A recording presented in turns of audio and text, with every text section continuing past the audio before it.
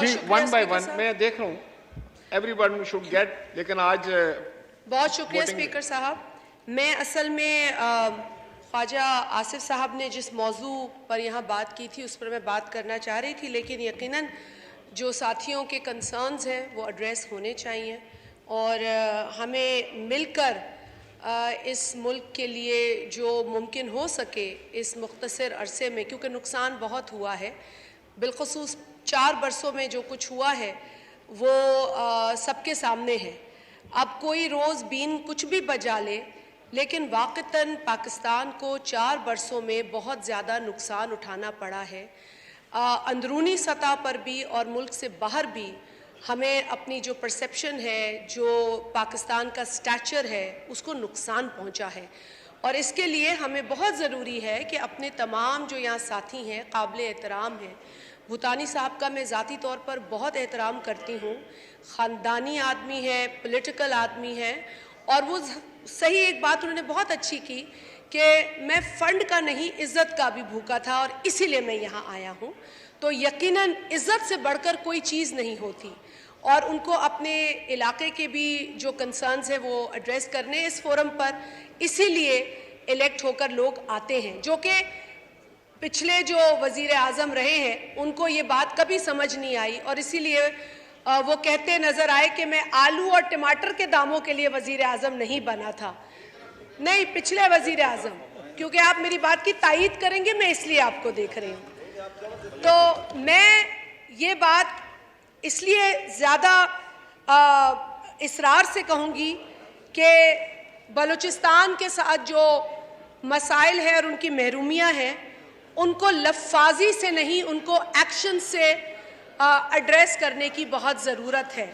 اور اس سلسلے میں سابق صدر جناب آصف علی زرداری صاحب نے آغاز حقوق بلوچستان کا جو تحفہ دیا تھا, میرے خیال ہے اس سے بہتر ماڈل کوئی نہیں ہے. اگر اسی کو مضبوط کیا جائے اور اسی سینٹیمنٹ سے کیا جائے تو محرومیاں ختم شاید نہ ہوں لیکن وہ کم ضرور ہو سکتی ہیں.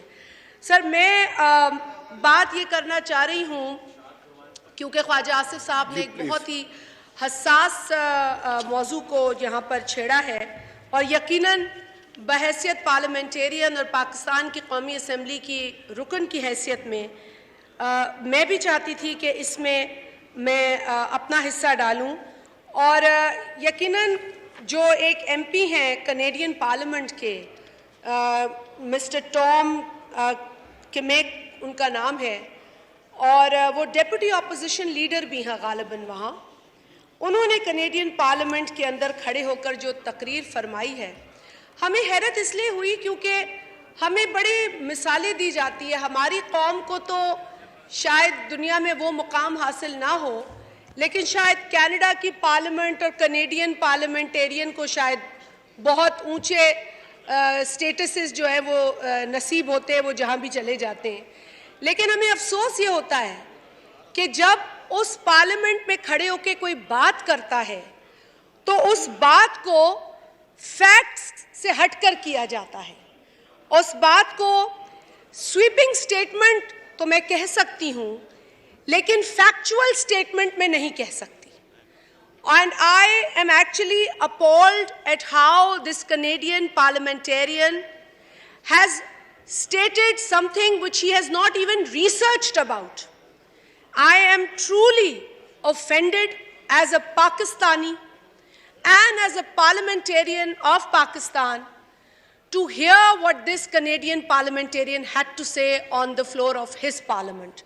سر, یہ آگسٹ ہاؤس ہمارے لیے یہاں بھی آگسٹ ہے اور آئی ایم شیور ان کے لیے بھی آگسٹ ہوگا, اور میں ان کے اس سٹیٹمنٹ کے اوپر افسوس کا اظہار کرتی ہوں.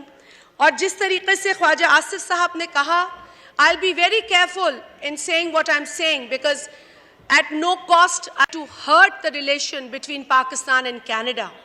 ہم اس بائی لیٹرل ریلیشن کو بہت اہمیت کی نظر سے دیکھتے ہیں, بہت احترام کی نظر سے دیکھتے ہیں, لیکن اس کا ہرگز یہ مطلب نہیں ہے کہ کسی پارلیمنٹ میں کھڑے ہو کر پاکستان کے ڈیموکریٹک اور پارلیمنٹری نظام پر انگلی اٹھائی جائے اور یہ کہہ دیا جائے کہ یہاں پر کوئی گورنمنٹ ٹاپل ہوئی ہے.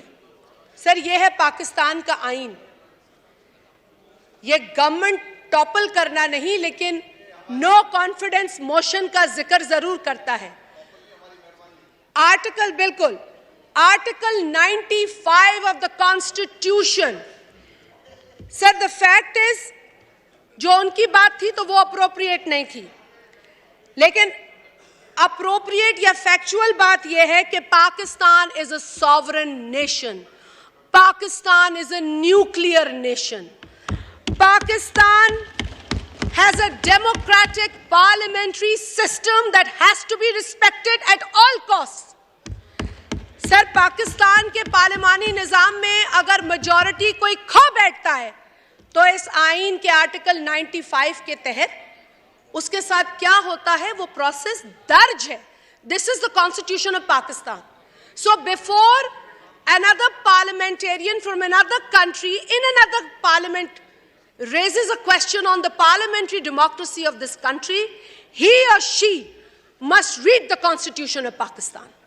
سر اس کے بعد وہ کھڑے ہو جاتے ہماری سیکیورٹی اداروں پر بات کرنے کے لیے.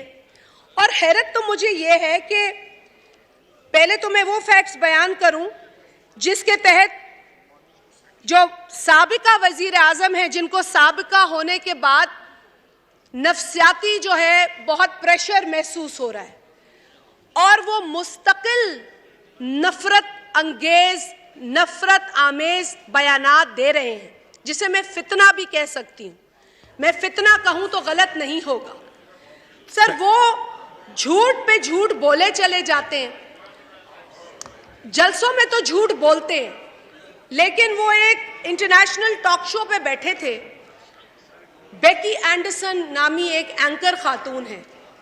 ان کے ٹاک شو پہ بیٹھ کر موصوف یہ فرماتے ہیں کہ پاکستان میں 220 ملین لوگوں نے مجھے ووٹ کیا.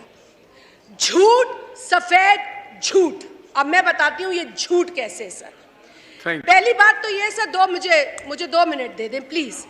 پہلی بات تو یہ ہے کہ 220 ملین تو پاکستان کی پاپولیشن ہے. اس پاپولیشن کے اندر کائرہ صاحب اس پاپولیشن کے اندر تقریباً 100 ملین رجسٹرڈ ووٹرز ہیں. 100 ملین رجسٹرڈ جو ووٹرز ہیں اس میں سے 2018 میں جن لوگوں نے ووٹ کیا ان کی تعداد ہے 51 ملین جو کہ ہے 51%. عمران خان صاحب کو جو ووٹ پڑے وہ تھے 16 ملین. دیگر جماعتوں کو جو ووٹ پڑے وہ تھے 35 ملین.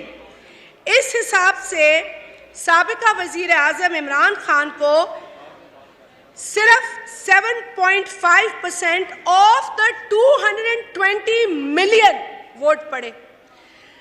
اس کے علاوہ 31% ان کو پڑے اور 69% ووٹ دیگر جماعتوں کو پڑے.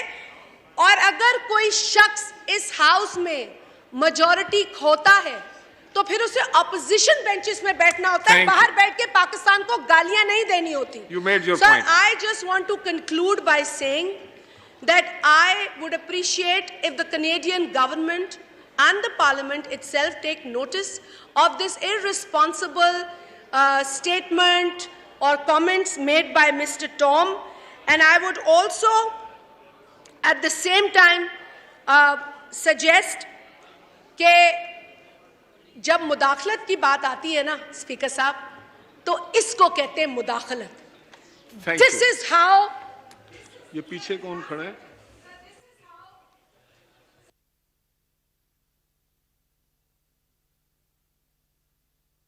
جی شازیہ آپ مکمل کریں اپنا. This is how other governments interfere in our parliamentary system and internal matters. اور اس چیز کو this must be stopped at all costs. Thank you, sir. Thank you. ہمیں اب بجٹ سیشن ہے, مجھے بجٹ کی طرف جانا ہے. آنریبل ممبران بات کرنا چاہ رہے ہیں لیکن میں سمجھتا ہوں کہ سردار ریاض صادق صاحب. شکریہ.